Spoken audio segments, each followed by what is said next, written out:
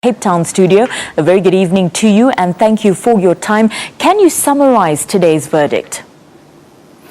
Yes, well, what the verdict really said was that given the fact that the Constitution explicitly regulates the powers of the police and the relationship between how the national government and provincial governments regulate the police, that it is perfectly acceptable for the provincial government to appoint a commission of inquiry and for such an inquiry to have the power to subpoena witnesses, including members of the police service, to try and find out what is wrong or allegedly wrong in a specific area with the police so that they can have oversight. What it cannot do, of course, provincial governments don't have control of the police, so they cannot use that to actually tell the police how to govern and how to run the business. That is in the powers of the National Police Commissioner.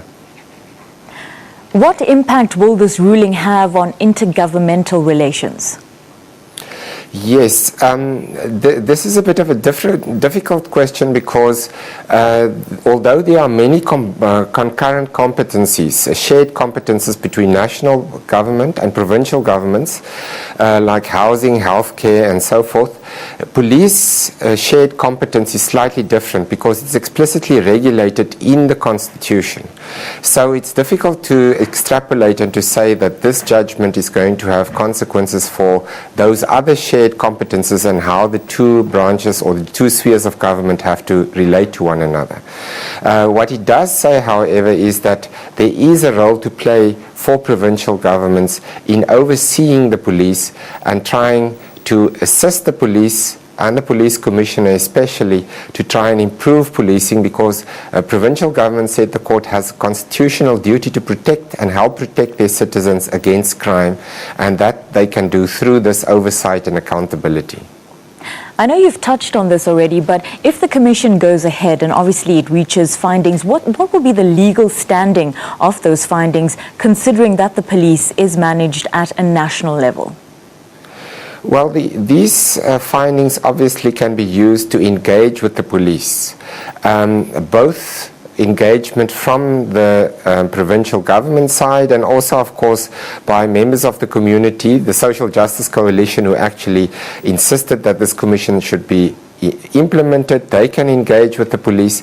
So it's actually a tool of transparency to try and find out what the problem is and then to use this as a mechanism to try and get the police, if there are any findings that there might be something wrong with the police force in that particular area, to get the police management to actually do something about it. So it's really a way of assisting the kind of democratic dialogue in the country through social movements, but also through the provincial government.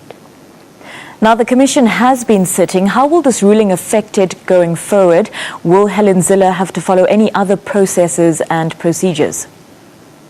Now, as I understand the Constitutional Court judgment, it says the way is now open for the Commission to continue. The Commission can now call the witnesses, including members of the police force and the leadership of the police force, and also other documents that they need, and they can try and get to the bottom of it and then, of course, write the report as they have been mandated to do by the Premier of the Western Cape. Thank you very much for your time and insight. That was Professor Pierre de Vos, a constitutional law expert.